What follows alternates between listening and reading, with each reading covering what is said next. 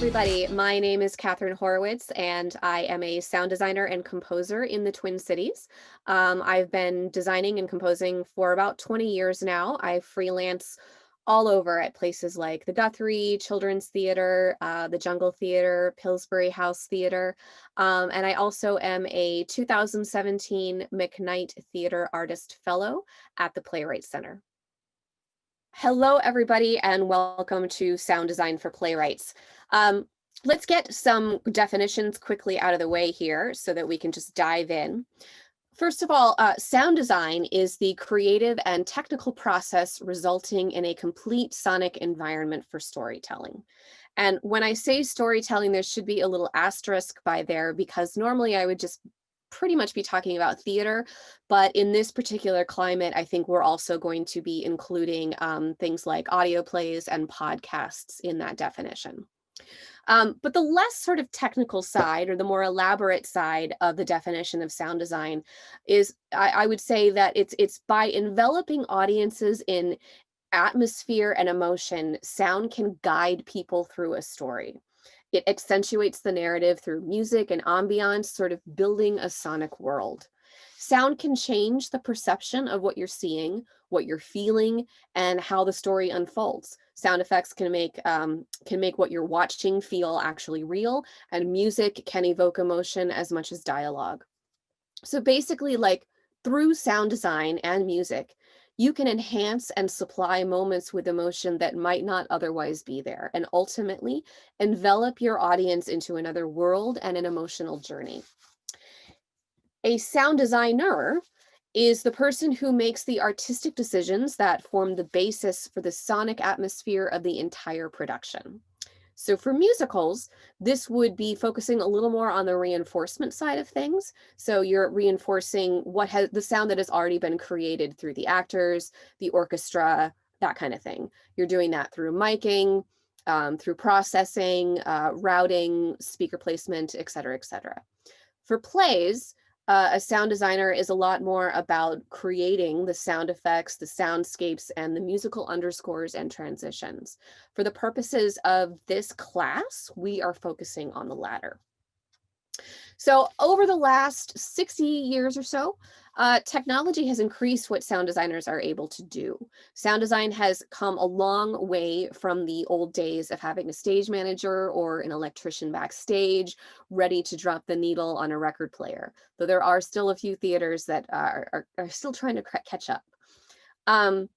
But the science and art of sound design and of audio engineering have become a lot more precise and complex, allowing for almost any number of ideas.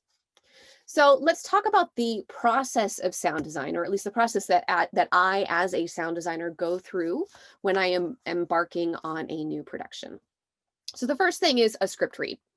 Just a simple first read through. I'm just absorbing the story, taking note of stage directions, line indications, hidden clues. I note where I think I might hear sound, and there is no right or wrong answer. After that, I am going to have a meeting with my director. I'm going to talk about what their interpretation of the story is, of the script, their concept, and what is the point they want to make with this production of this story. It's a time to establish a working relationship and to make suggestions to them, have them make suggestions to me, and also maybe a little bit sort of design by elimination. So I find that talking about what we know we don't want is actually just as productive as talking about what you know you do want. And I have a little quote here from a colleague of mine, Cricket Myers. She's based out in LA, about the best way to talk to directors, and I might also add playwrights, who don't know much about sound and might be hesitant about it or intimidated by it. And what Cricket says is, I don't need you to understand anything about music or sound. Just talk to me about the story. Talk to me about texture. Talk to me about tone. I know how to translate that into sound. So for instance, like where and how can sound fill in the missing places? And where is the underscoring? Where are the transitions? Where might some ambience sort of filter in and out, wave in and out? You're getting a feel for all of that when you and the director are sitting down and kind of hashing all of this out. Which then leads to, after those many meetings, some research and gathering of sounds. My first rule, one of my first rules about research is to avoid being anachronistic, to pay attention to and pay respect to the period, time, and place of a show. So if you are doing a show that is set somewhere in Russia, find out where exactly in Russia it is. Don't just throw some random Russian music that you think you found at it or something. You know, give credence to, pay respect to the people, the time period, and the place. Otherwise, it's just kind of lazy if you don't do that. At the same time, you know, you want to pay attention to tiny details that are hidden in the script. You want to be thorough. There are some plays I've done research for where I don't know that I could write a book, but I could certainly write a term paper when I am done doing all of my research. So as I am researching, I'm also amassing a rather large collection of music and of sound effects. The more that I listen and the more that I play, then the more my ideas and also my team's ideas may solidify. So I have different versions of everything, different pieces of music, 10 different bird calls of the same kind of bird, more than I need so I can throw all that stuff at the wall and see what sticks. The last thing I want to do, in addition to being anachronistic, is I don't want to settle for the simplest. I want what works for the scene. So then we get into rehearsals. This is where the sound design really starts coming to life, this and technical rehearsals. Because it's here in the rehearsal room where I can actually start to hear how the dialogue sounds and how it flows.